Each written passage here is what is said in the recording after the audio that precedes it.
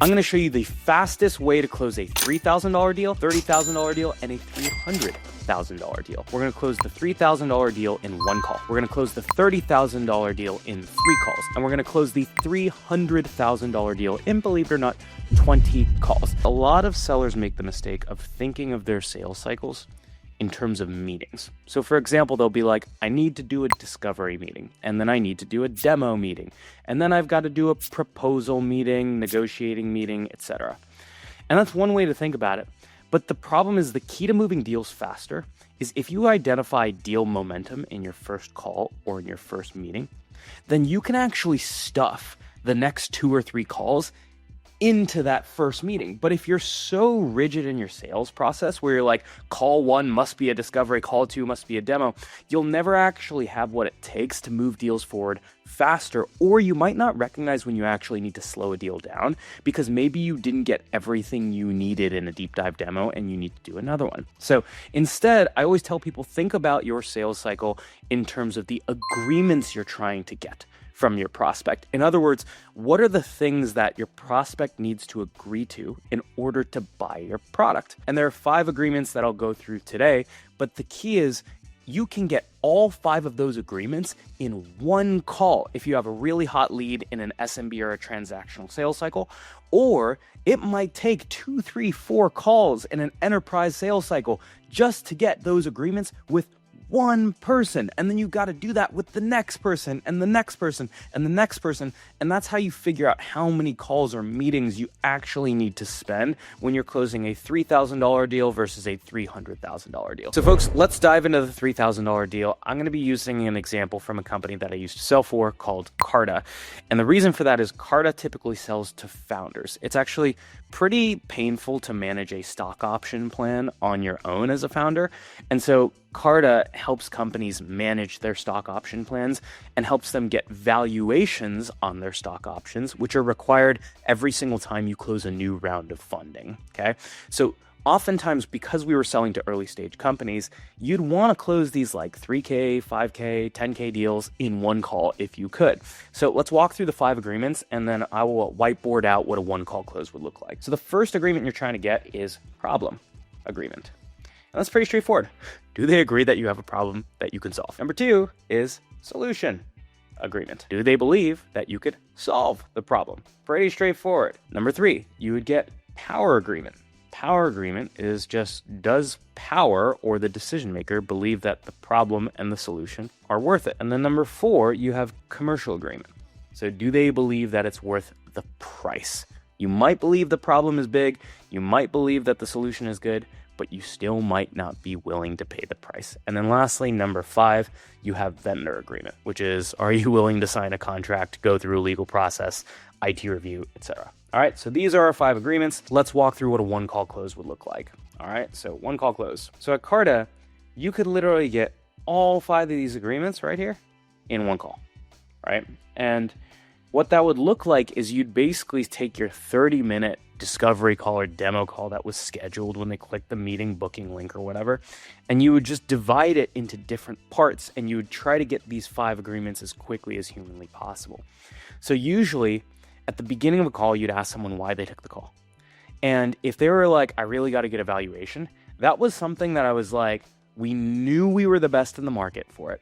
And we knew they had to get a valuation because when you close a round of funding, you literally must get a valuation by a certain point of time. So you honestly can get to problem agreement in like 5 to 10 minutes. So we'll split the difference here. We'll call this in like 10 minutes of rapid fire discovery between like setting your agenda and doing all the other like nonsense, making sure the person gets on the call. From there, you'd give your brief elevator pitch and you'd be like, great, well, like here's how Carta helps with your valuations, all the different things that you're going to need to do to manage your stock option plan, yada, yada, yada. And then you'd be like, let's drop into a 5-minute harbor tour demo to give you a sense of what this thing looks like. And so at that point, you drop into a very brief overview demo. And because it's an SMB account and an SMB business, the solution wasn't very complex. It's sort of like the people who sell Yelp ads, they literally try to cold call a business owner and close the ad deal on the call because everyone knows what a Yelp ad is. It's like a pretty straightforward concept, so you don't have to demo that much. So you're at like the 15-minute point of the call. And at this point, you should know if the demo's going well based on how you ask questions along the way. And at the end of the demo, you'll just ask a simple question, which is like, hey, like at this point, like you have a pretty good sense of like what Carta does. I know you need this valuation. I know you need to do it pretty soon. Is there anything else regarding like the solution or like what you're trying to solve for that you feel like you don't have answered yet? And they'll give you one of two answers. They'll be like, I have these like 20 technical questions and I got to bring some other people from my team into this call to see this too. At which point, you know, that's not a one call close. Or they'll be like, I'd just love to know the price. And you might ask them like, are they the ones who can actually execute the contract, etc.? You want to make sure no one else needs to be involved. But if they're like, no, I'm good to go, like I just need to know what this thing costs, which would happen pretty often, guess what? You actually now have both solution agreement and you have power agreement, because in this case, the founder is power. Half of the time, they just wanted to get this thing off their plate and they're like, just give me my valuation, let me get Carta and get out of my way. So at this point, you're usually going into proposal, or you're starting to give pricing so that you can get commercial agreement. And this usually takes another solid 10 minutes. So at this point, we were at the 15-minute point of the call at the end of the demo, and this will bring us to like the 25-minute mark. So it usually takes like 3 minutes to give price, and then you get the first reaction from the founder. And sometimes because people got referred in from their law firm or something like that, they'd be like, great, I got my 20% law firm discount already.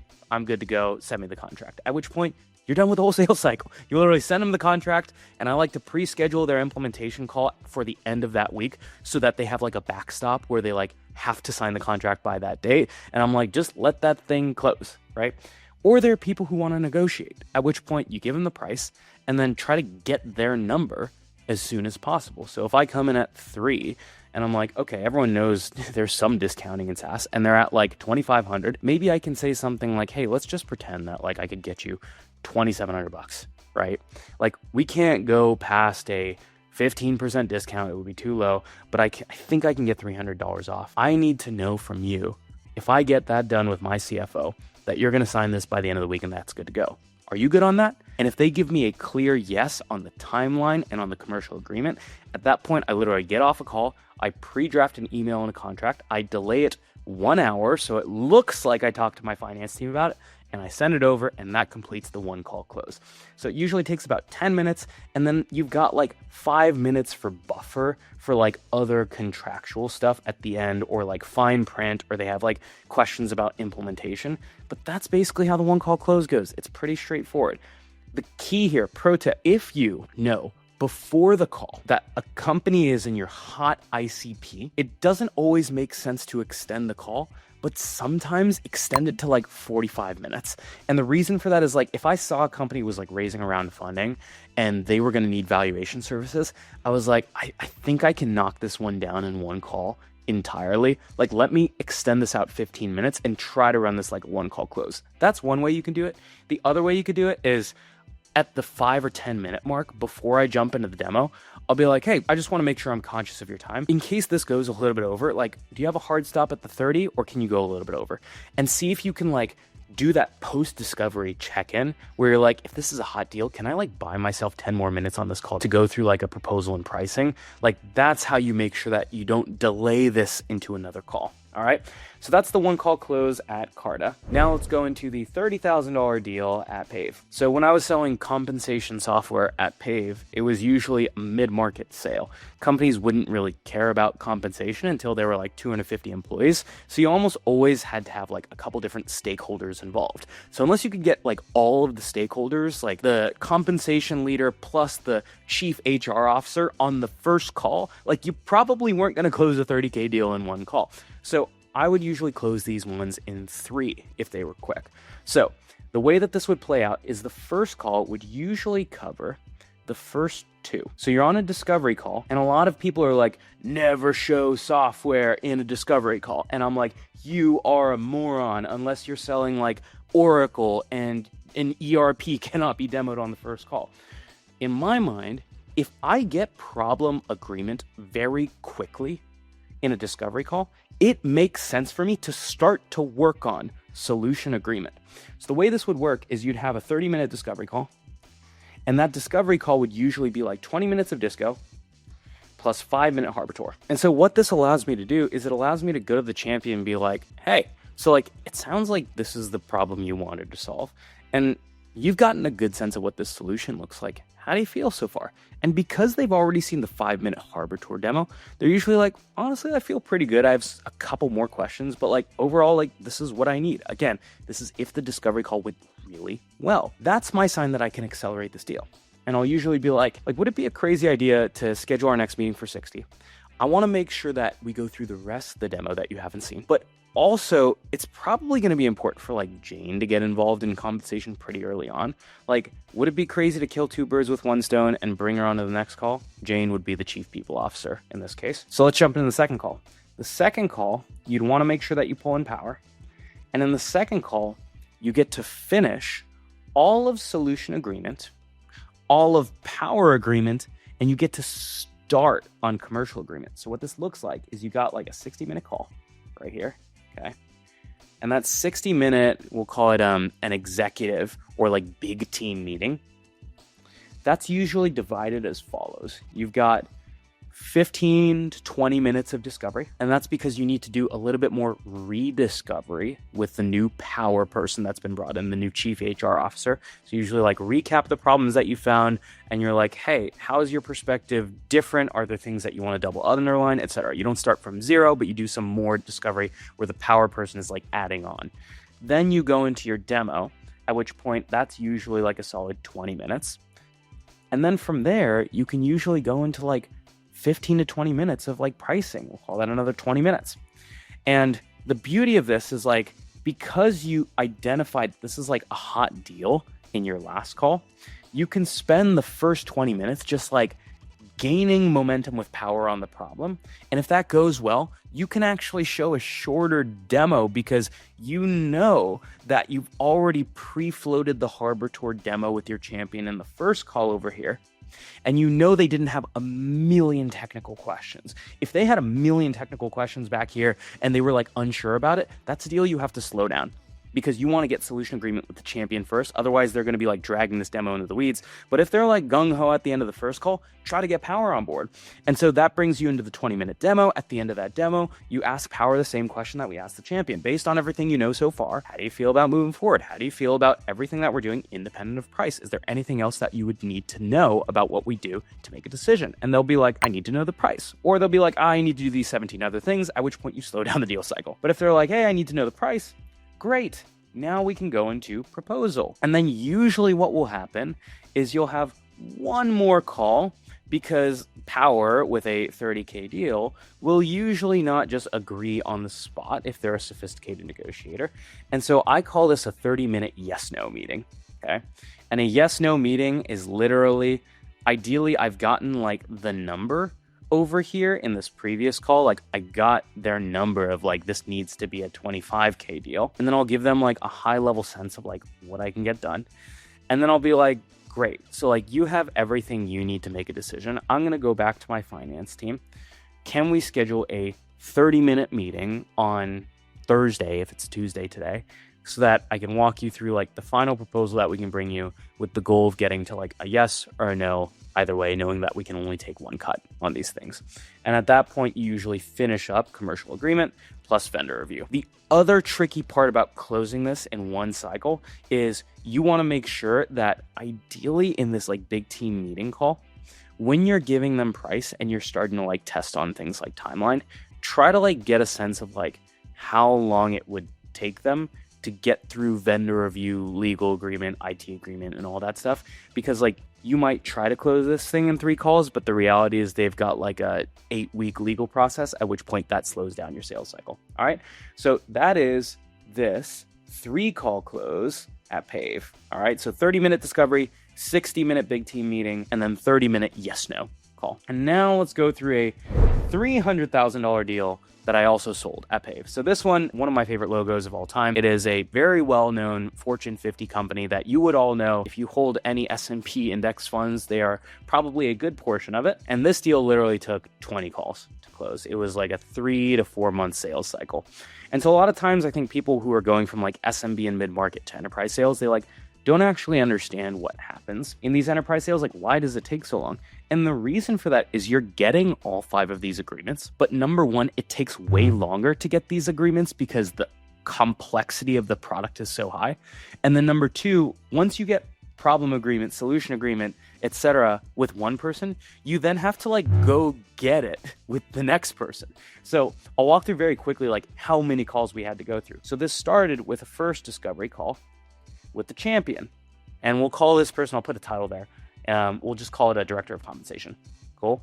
And then you would do another disco plus demo with the director of compensation, and you probably didn't get into a harbor tour demo on that first call because the solution is like so complex. Like sometimes we would do 5 minutes, but the reality is like that 5-minute harbor tour demo would beget like 20 more questions from them. And so you do another disco plus demo, and they're like, great, that covers like one of our work streams. Let's do like another demo, except this time we have to bring in our like HR ops teams. Great. So now we're doing like another deep dive demo with the director of compensation and the people ops team. And at this point, like this set of like 3 to 4 calls, you probably have to do a 4th demo here. Like this alone is 4 calls just to get the director of compensation on board, right? So you did these 4 calls to just like get a champion. And now what happened is they're like, great. This isn't just going to be used for the compensation team. This is an enterprise deal. I need to make sure that this works for the talent organization. So what you would do is you would start another mini sales cycle with the talent organization.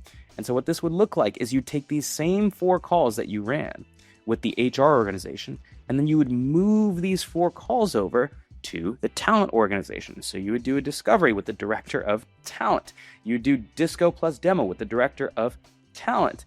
They would bring in their director of talent ops at this point. And then you do another one where it's like the director of talent ops is going through a second deep dive demo. And by the way, as you're getting ready for these calls, you're also doing prep calls with your original champion. So usually before you go into this like disco with like the director of talent, at this point, you're usually doing like a champion or a director of compensation game plan call, where you're asking about what does this director of talent care about? What should I be showing in the demo? And you're using the champion to make sure that these next parts of the sales cycle go well. So you've got like 5 calls down here. You've got 4 calls over here. And if there was another department, that would literally be another 4 or 5 calls. But at Pave, these were like the 2 major departments that needed to be on board. You had like HR and compensation, and then you had talent. And so those 2 combined allow us to go for power agreement. And guess what? Now we have another set of calls. So I'm going to do a champion game plan going into the meeting with power. I'm probably going to do that a little bit over here. And I'm asking them like, what does it take to win over power? And they're like, here's what it takes. Great. Now we go into the executive discovery, where at this point we're doing executive disco plus maybe like harbor tour. So this usually ends up being like a 30-minute meeting. And if the executive is on board with it initially, they probably want like a deeper dive business case at this point. And now you're like, oh God, now I got to go through like a 60-minute meeting where we go like more deep dive plus business case. And you're like building out the ROI of the solution and all that stuff. You're not doing as many deep dive demos as you did with your champions. But like at this point, like the executive is like, okay, my team is pretty much on board. I want to see this thing. And then I want to see the proposal of like how it's going to change my business. And so usually it takes 2 or 3 calls to get the executive on board if you've done a good job champion selling. And the reason for that is these 2 people should be like pushing for you internally. Keep in mind, at this point, we have the director of talent and the director of compensation on board. So at this point, hopefully I have the chief HR officer on board, and that finishes power agreement. So we had another 3 calls with power. So we're at what? 4, 5, 3, there's my math, 12 calls so far.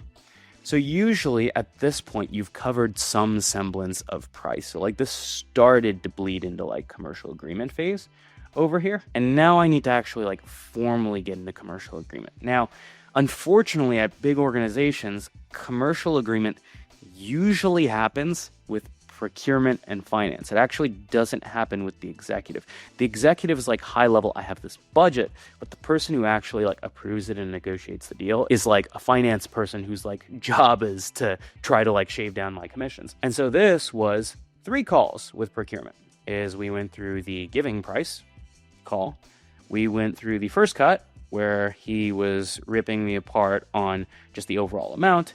And then we went through the final cuts, which included things like billing terms and like other things. So like this first cut was really like price, and the second cut was like terms and final negotiations. And like, by the way, that is like as good as you can get away with procurement on. Like if you can finish procurement in 3 calls, you are like golden. So we just went from 12 to 15 calls here. Now the problem is in enterprise sales, you've got a meaty vendor review process. And so for a minimum, basically every single week, I'm meeting with my champion, working through the legal process, maybe bringing legal into those calls. And you had at least 5 calls of vendor review with your champion. And so that would just be like vendor review champion touch points, where you're like, how's legal going? How's IT going? Yada, yada, yada. Maybe you do it every other week for 10 weeks total. And so that gives you another 5 calls. And by the end of this, it was literally like stand-up comedy. I knew everything that was going on in this guy's life. I knew he was having kids. I knew like all the different things that were going on with like his toddler over these 3 months as he was like raising the child. And it's like you really get to know your champion over these sales cycles. And like that is what a full 20 call enterprise close looks like. This was like a $357,000 deal by the end of it all. And it's worth it, folks, but it takes a long time to get everyone on board with all these things. Whether you are a sales rep or a sales leader, I would really encourage you to start thinking like a sales leader. And a good sales leader can think about deals this way, where they're not like in the weeds of every single call. They can be like on top of the deal and be like, what are the best calls we can use to get commercial agreement? How can we like accelerate this deal in our forecast into like 2 calls instead of 3 calls because there's momentum here? And if you know how to do that stuff as a leader, even if you are not a leader, you will be 10 times a better rep. And by the way, if you ever want to become a manager, if you can learn how to drive multiple deals without literally being on all those calls through pipeline reviews, through deal reviews, if you can learn what makes a forecast land versus not, because you know the levers you can pull in these deals and what risk looks like at problem agreement or solution agreement, etc., you will be one heck of a sales leader. Personally, I have learned more from Mark Cosaglo than I have from any sales leader of all time, including all the ones that I've worked for, unfortunately. And he just launched his sales management operating system course. This video alone is a product of how he runs his sales cycles and his deal reviews and his forecasts. The course literally covers everything, and it is everything you will ever need to be the best sales manager in the world. I was a 29-year-old VP of sales and I made a ton of mistakes. And frankly, I really wish I had it. So because you're watching this on YouTube, there's a special discount code down below. I really recommend you check it out. It is like really good. Really good, folks. Alrighty, catch you soon.